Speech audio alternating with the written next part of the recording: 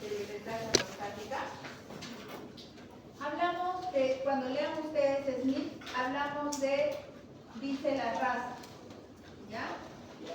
Hace referencia a la raza oriental y cuenta cuentos y te dice que es el predominio de esta patología. Hace referencia a la edad, que en la edad dice que cuando el varón empieza a aumentar la edad, empieza a aparecer la enfermedad. Hablamos de la dieta, ¿ya? Igual que los orientales que comen más licopenos, las soya, los tomates, que esa gente es más sana, no enferma de la hiperplasia prostática benigna. Hablamos de un factor hormonal. E indica el factor hormonal que conforme avanza la edad, el varón empieza a producir menos testosterona y aumentan los andrógenos, y esto justificaría la fisiopatología de la enfermedad. Empieza a hablar de la 5-alfa reductasa, ¿ya? Que es otro factor hormonal que también contribuye a que el paciente enferme de hiperplasia prostática. Para hacer el recuerdo, habíamos dicho que la próstata pesaba 20 gramos, que la próstata se encuentra ubicada detrás de la vejiga, que la próstata la podemos palpar por vía rectal. Eso es lo que recordaba, ¿ya? Y que pesaba 20 gramos. 20 gramos. Lo cierto, lo que sucede en esta enfermedad, vuelvo a repetirlo. Nosotros tenemos la parte de la uretra. En el examen habíamos preguntado las partes de la uretra. Y tenemos, horrible mi dibujo, ¿ya? Entonces, esta parte de la uretra prostática, ¿qué es lo que hace? Yo la comparo a la próstata como si fuera una mandarina. La mandarina tiene una cáscara y tiene un fruto. Ese fruto puede crecer los lóbulos a este lado. Estos lóbulos laterales pueden crecer y tapar la uretra. Puede crecer un lóbulo hacia la vejiga. Puede crecer hacia aquí o atrás, ¿ya? Este mecanismo es la fisiopatología. ¿Cómo me está produciendo la enfermedad esta próstata? Es como que si ustedes agarraran, y esta es una manguera, y ustedes pisan la manguera, ¿qué es lo que hace? Va a haber un reflujo, la orina se va a ir para allá, no va a salir más. Y es aquí donde van a aparecer los síntomas irritativos y los síntomas obstructivos. Y habíamos visto que todos estos síntomas eran disuria, polaquiuria, chorro intermitente, goteo postmiccional, tenesmo, pujo, todos estos síntomas que terminan a veces en una retención aguda de orina, ¿ya? Es así como se produce la enfermedad. La próstata, independientemente del tamaño que tenga, y yo al otro grupo les había explicado, ¿de dónde sacamos? Habíamos visto la medición que les indicaba de la próstata, de 20 a 39 gramos es un grado 1, de 20 a 59 gramos es un grado 2, de 60 a 79 gramos es un grado 3 y mayor a 80 gramos es un grado 4, ¿ya? Esto todavía es importante, ¿ya? A mí no me importa mucho porque hay próstatas que son bien chiquititas, así chiquititas, que pesan 20 gramos, pero la próstata creció hacia aquí. Y hay próstatas de 100 gramos que la próstata puede ser así de enorme, pero no me topó la uretra. Y el paciente no tiene síntomas ni irritativos ni síntomas obstructivos. Ahora, nos vamos a todo lo que es aquí, que ya se me había saltado. Los síntomas, ¿cuáles habían sido? Polaquiuria, disuria, tenesmo, chorro intermitente, goteo postmiccional. Y yo hago énfasis en un síntoma que es importante, la nicturia. ¿Qué había sido la nicturia? Micción nocturna. Porque no es normal. Yo tomo un montón de líquidos y y por ende tengo que parar todo el tiempo en el baño. Habíamos visto que la función general de lo que es la vía urinaria era formación de orina. Y el primer proceso de formación de orina era la filtración, la secreción y la absorción. No, primero la filtración, ¿qué más? La absorción. Absorción y secreción. Entonces, todo eso se acelera. ¿Ya? Cuando yo tomo mucho líquido, ese proceso hace 1000 veces el mismo proceso, igual con las personas que van a consumir alcohol, lo mismo, cada rato se han de ir al baño. Entonces, la nicturia no es normal. Si es que el paciente es diabético, sí puede ser orinón por excelencia de día y de noche. Si toma diuréticos, igual el paciente va a ser orinón. Entonces, para mí, este síntoma, esto es lo que yo pregunto en la consulta siempre. Le pregunto, ¿cuántas veces se levanta en la noche? Porque para mí yo considero que este es el más importante, ¿ya? Porque no es normal que yo me eche a las 10 de la noche y tenga que levantarme a las 11, a las 12, a las 2, a las 3. Lo normal es que el paciente se duerma a las 10 y a las 6 o 5 recién vaya a orinar. Pero si esto le quita ya calidad de vida, este paciente puede que necesite ya cirugía. Entonces, nos vamos a hacer el diagnóstico. Cuando hemos hablado de la semiología, habíamos dicho que teníamos el examen físico, habíamos dicho que teníamos que agarrar un órgano y ese órgano estudiar las enfermedades que tenga. Entonces, en el diagnóstico es importante la anatomía. Y en la anamnesis nosotros lo primero que hacemos en la consulta, el paciente viene, tenemos que preguntarle si tiene diabetes, si tiene hipertensión arterial, si tiene otras enfermedades, tiene cirugía. Y en la parte de la hiperplasia prostática, preguntar si el papá o el abuelo tuvo cáncer de próstata. Porque si el papá y el abuelo tuvo cáncer de próstata, casi con seguridad que el hijo también o los hijos varones van a tener cáncer de próstata. Y esto hace de que nosotros empecemos el estudio de la hiperplasia prostática a más temprana edad, a los 35 años, con el PSA. Así como a las mujeres nos mandan todos los años a hacer el Papa Nicolau, el varón todos los años a partir de los 40, 45 tiene que ir al urólogo, todo, con el fin de detectar el cáncer de próstata. Entonces, en la anamnesis preguntamos antecedentes personales, patológicos, todo eso. Y después nosotros tenemos que hacer los laboratorios. Dentro de los laboratorios es importante hacer un hemograma, hacer una glicemia para ver si es diabético o no el paciente, hacer una función renal que mide la creatinina y la urea, un examen de orina para ver si el paciente no tiene infección urinaria. Importante, el PSA. ¿Qué es el PSA? Antígeno prostático específico, que yo lo voy a preguntar en su examen del primer parcial, ¿ya? ¿Qué es el PSA? Antígeno prostático específico. Es un marcador tumoral que su valor es de 0 a 4 nanogramos por decilitro. Esto se lo van a preguntar cuando vayan a anotar urología en el internado, se lo van a preguntar, ¿ya? ¿Qué es el PSA? Entonces, nosotros pedimos en laboratorios, esto es lo básico. Pero si yo veo un paciente, yo siempre hago énfasis en todas las personas que van a la consulta, en la vida sexual. Siempre pregunto si la eyaculación es normal, si hay erección, que es importante, porque el varón a partir de los 45, 40, 50 años ya va perdiendo la función sexual, que ahora por la dieta que llevamos todos, por la obesidad y todo, es un factor, o la diabetes, que hay disfunción eréctil. Entonces yo siempre pregunto al paciente, ya siempre, porque hago un tratamiento conjunto de la hiperplasia con la función sexual. Entonces, si yo lo veo al paciente gordito, le tendré que pedir triglicéridos. Si lo veo muy flaquito, yo tendré que pedirle a ese paciente proteína, y eso ya es criterio.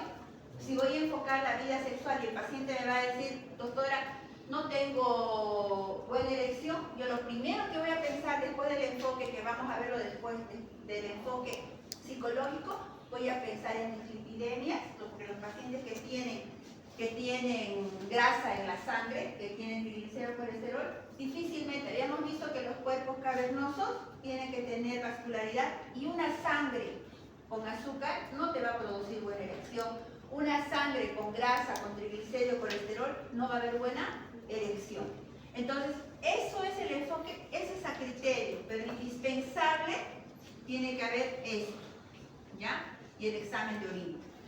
Después podemos pedir una, ¿qué es lo que hemos visto hace rato? Ecografía. Ecografía. ¿Qué me sirve la ecografía? Para ver el tamaño, el grado de la próstata, cómo llena la vejiga, si la vacía completamente. Si ustedes ven una ecografía que el paciente tiene premiccional de 600 y residuo postmiccional 200, ¿cuánto por ciento el paciente tiene de residuo postmiccional? El paciente, cuando yo medí la capacidad vesical 600, cuando orinó me sobró todo eso. 3%, ¿no? ¿Ah? 3%, ¿no? ¿Cuánto es?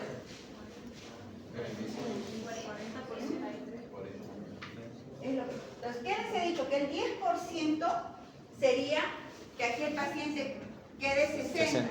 Pero el paciente me está orinando, me está quedando 200. Esto no es normal, ¿ya? Entonces, eso quiero que ustedes lo aprendan porque ustedes tienen papás, toditos tienen papá, y los que no tienen, tienen tío, tienen abuelo, ¿verdad? Entonces, para que no venga un loro que les tome el pelo.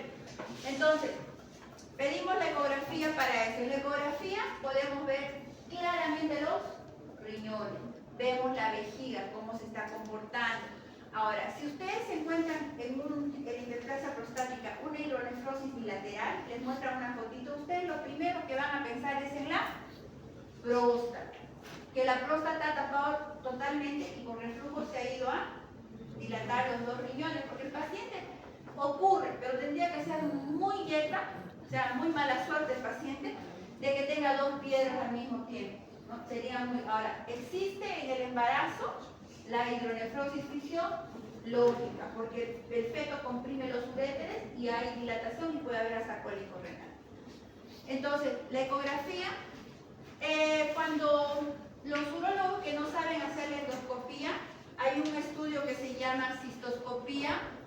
Cuando tú quieres ver de qué tamaño está la próstata realmente y desconfías en la ecografía, puedes hacer una cistoscopía.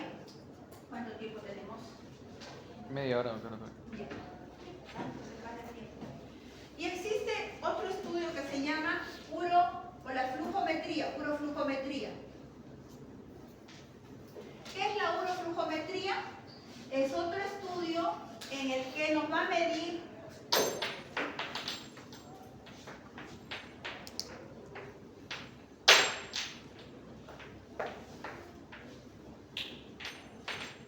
la uroflujometría. Es un estudio donde se simula y se coloca un inodoro, una taza de baño, con un sensor, con una balanza. El paciente, varón o mujer, va y orina en la taza. Entonces, ¿qué es lo que hace la balanza? Va a medir la presión con la que está cayendo la orina. Es como un electrocardiograma. Acá mide la presión y aquí mide el tiempo en el que orina. La presión normal en el varón es hasta 15 milímetros de mercurio y en la mujer es 20. ¿Por qué, José? José Pablo, ¿por qué? Es por el diámetro de la uretra y por el cubo. Exactamente. Entonces, la uretra de la mujer es más chiquitita y nosotras orinamos como vaquitas, ¿no ves? Así fuerte. El varón le cuesta, tiene que recorrer la orina más distancia. Entonces, si yo lo mando a orinar, ¿cómo te llamas? Yo, Gustavo. A Gustavo, si yo lo mando a orinar, casi con seguridad que Gustavo va a orinar así. ¿Ya? Esa curva nos va a mostrar en el sensor, porque es una pantalla, un televisor que te va a medir esa presión. ¿Ya? Si yo mando a orinar a un viejito, aquí tenemos el 10, aquí tenemos el 5. El viejito va a empezar, apenas puede llegar a 10, y el viejito hace puja y hace así. Otra vez sube, hace su máximo esfuerzo, pero no me llega aquí. ¿Ya? Eso mide, es un estudio que también se hace para la hiperplasia prostática, se llama flujometría. ¿Ya? Después de hacer la flujometría, podemos hacer, esos son los estudios. No sirve la tomografía, a no ser que sea una resonancia para cáncer, pero para esta entidad no. Después después de hacer el diagnóstico, nos vamos a ver el tratamiento. Habíamos visto que la vejiga tiene un músculo que es el detrusor. Neurológicamente la vejiga tiene receptores alfa-adrenérgicos a nivel del trígono. ¿Ya? Entonces los medicamentos que empiezan a aparecer son grupos farmacológicos que a la fecha ningún medicamento sirve para el tratamiento. O sea, no hay un medicamento que diga vas a sanar de la enfermedad de la próstata. ¿Qué es lo que hace? Hacer simplemente paliativos. Por un tiempo mejora mientras los toma. A nivel de la vejiga están los receptores alfa-adrenérgicos en el trígono y en la parte del cuello. ¿Qué es lo que hace el alfa-adrenérgico? Hay receptores alfa-adrenérgicos y el tratamiento está basado en bloqueantes alfa-adrenérgicos. Habíamos visto que la vejiga, el detrusor, lo que hacía para que la vejiga se llene era relajarse y el esfínter contraerse. Para que orinemos, el detrusor se contrae y el esfínter se abre. Entonces es aquí donde actúan los bloqueantes alfa-adrenérgicos.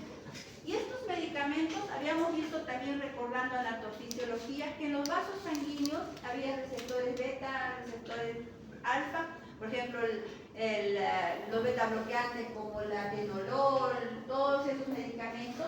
Antiguamente utilizaban medicamentos alfa-adrenérgicos para controlar la presión arterial.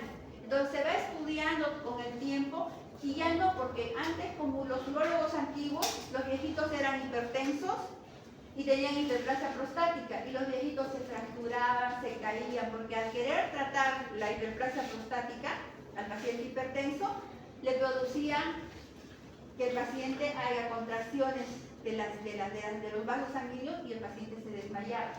¿Ya? Entonces, ahora, antes empezó así, terazocina, doxazocina, alfuzocina, hasta que ustedes quiero que me aprendan la tanzulosina, ¿ya? Es un receptor alfa-adrenérgico, bloqueante alfa-adrenérgico, que va a actuar a nivel de donde les dije, ¿qué es lo que va a hacer este medicamento? Le va a decir fuerza para que la orina salga, decirle apartate a la próstata, ¿no? Apartate. Entonces, para que la orina salga. Pero este medicamento solo es paliativo. Y existe otro grupo farmacológico que son los inhibidores de la 5-alfa reductasa, que lo utilizan para la alopecia. El medicamento se llama finasteride, ¿ya? Y ahora hay el dudasteride. Y los han mezclado estos dos medicamentos, que son los famosos Tanzulón Duo, Duopros, todo que tengan los dos medicamentos hacen una sinergia. Pero estos medicamentos yo los uso más para pacientes muy añosos. Porque este medicamento se utiliza para el tratamiento de la alopecia, pero ¿qué efecto colateral tiene? Que no hay erección. Entonces, los que están medio calvitos no se les ocurra tomar finasteride, y si van a tomarlo les va a producir disfunción eréctil, ¿ya? Entonces, dos grupos farmacológicos, existen muchos más, pero yo solo se los estoy compartiendo lo que quiero que ustedes me sepan. Cuando tengan un paciente, que vamos a ver con ustedes el día viernes la colocación de sonda, viene a la consulta, al campo donde estén, con retención urinaria. Ustedes colocan una sonda, que les voy a enseñar cómo se coloca, y ustedes toman el atrevimiento de darle tanzulosina hasta que vaya al urólogo, ¿ya? Yo hago un tratamiento por 7 días, y en los 7 días le quito la sonda y valoro si el paciente está orinando bien, ¿ya? Entonces, ustedes ya pueden aprovechar el tiempo porque hasta que pille la ficha va a ser una semana, entonces pueden utilizar la tamsulosina. Y existe en otros países y aquí también ya medicamentos que para los pacientes que son diabéticos, tienen hiperplasia y tienen urgencia adicional o algún trastorno de tipo 1 vejiga hiperactiva, existen que se ha combinado también la tamsulosina con la solfenacina, con antimuscarínicos que ayudan en la urgencia, en la incontinencia. Ya también hay esos medicamentos. Y hay otros medicamentos en Brasil, en Argentina, Chile, que mezclan 4 medicamentos con mejores efectos. En Bolivia solo tenemos la tamsulosina con la solfenacina, tenemos la tamsulosina con el dutasteride, ya así de esa manera. Y también otra entidad que también se usa mucho, la fitoterapia, que quiere decir esos medicamentos saupalmeto, que también se utilizan pilium no sé qué, pero sí. Y en el tratamiento, cuando el paciente no responde a este tratamiento, tenemos que hacer cirugía quirúrgica. Y en base a esto antiguamente, en base a esto, se decía, los libros, que las próstatas que pesan mayor a 80 gramos era para hacer cirugía abierta. Ese concepto ha variado, ya no es el mismo, porque podemos operar nosotros próstatas hasta de 200 gramos por vía robótica, por vía de resección transuretral. Entonces, para que ustedes sepan, y van a leerlo igual, la cirugía abierta, que todavía se puede hacer, y la cirugía laparoscópica. La laparoscópica es por los puertos que ustedes conocen, igual como se opera la vesícula. La cirugía robótica, que no es aplicable, pero en Brasil operan las hiperplasias con robot, lo operan, ¿ya? La robótica es como la cirugía laparoscópica, no es para que ustedes tengan una idea que el robot lo hace todo. Evidentemente sí tiene más precisión, pero si yo como urólogo o como uróloga yo no sé operar una cirugía abierta, evidentemente a un principio mi proctor, el profesor que me enseña, me va a enseñar cómo hago los cortes, pero nosotros solo manejamos los que juegan Nintendo, manejamos la máquina, pero sí el robot necesita del humano, ¿ya? Los cortes son más precisos. Para esta cirugía de hiperplasia lo hacen en Brasil o en Chile o en Perú, en Argentina, hacen la cirugía robótica, pero no es la más recomendable, encima que es muy cara, ¿ya? Y la cirugía láser es la misma que la que voy a explicar ahorita, que la LTU. ¿Qué es lo que hace el láser? Ustedes ven la mandarina, imagínensela. Yo cuando voy a operar de forma abierta, abro la vejiga, ya voy a identificar el cuello y con mi dedo voy a sacarla a la próstata. Con mi dedo. Voy a pelar, o sea, la mandarina, la fruta voy a sacar con mi dedo. Esa es la cirugía abierta. El láser hace lo mismo que hace mi dedo, lo marca, ¿ya? Y le empuja la próstata a la vejiga, sin corte. ¿Ya? Se hace por la uretra. Entonces, ¿qué es lo que hace la cirugía? Que se las voy a mostrar después en video. La que es la cirugía con láser, la que está de moda, el Olmio, que habla, la mete a la vejiga y agarra un morcelador que es como un paja, que va y se come a la próstata, la tritura y se la saca.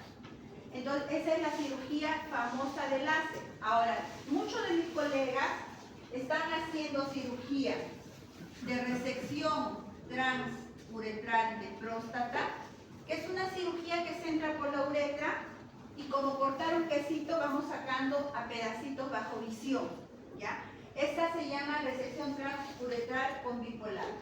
Entonces, al paciente le hacen esta cirugía y le dicen que le hicieron láser, que no es lo mismo, porque la cirugía con láser, están ya haciendo muchos de mis colegas aquí, la cirugía con láser, pero no hay esa casuística que hay, por ejemplo, en Brasil es la cirugía de moda, casi todos hacen. ¿Por qué? Porque los seguros les cubren todo. Aquí es una cirugía muy cara. Entonces, puede hacerse cirugía abierta, el gol estándar, la cirugía de moda, que es la LTU, tipo LAR. ¿Alguna pregunta hasta aquí? Nada. ¿Qué pasa si un paciente no hace el tratamiento para hiperplasia? ¿En qué termina?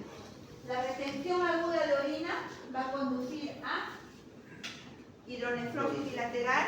La hidronefrosis va a conducir a que el paciente entre en falla renal hay infección urinaria porque es orina retenida y si es un viejito diabético puede producir una sepsis urinaria. El paciente terminal en terapia por infección. Entonces, todo eso es lo que produce las complicaciones. ¿Alguna pregunta, alguna duda? Es harta la clase. Yo estoy dándoles los puntitos claves para que ustedes lean y también lo que digo voy a preguntar. ¿Alguna pregunta? ¿Nada? ¿Todo quedó claro? La próxima clase vamos a avanzar la parte, voy a apuntar los temas ya que estaríamos presentando ya listo para el examen parcial que va a ser en el mes de abril, ¿ya? Entonces pasaríamos una clase más o dos tal vez antes de que den ustedes su parcial y vamos a ver hiperplasia y todo lo que son infección. Voy a apuntar infección urinaria alta y baja, ya para que ustedes, con eso sería todo el temario creo que para el primer parcial. ¿Quiénes le han llegado tarde? ¿Han dado el examen?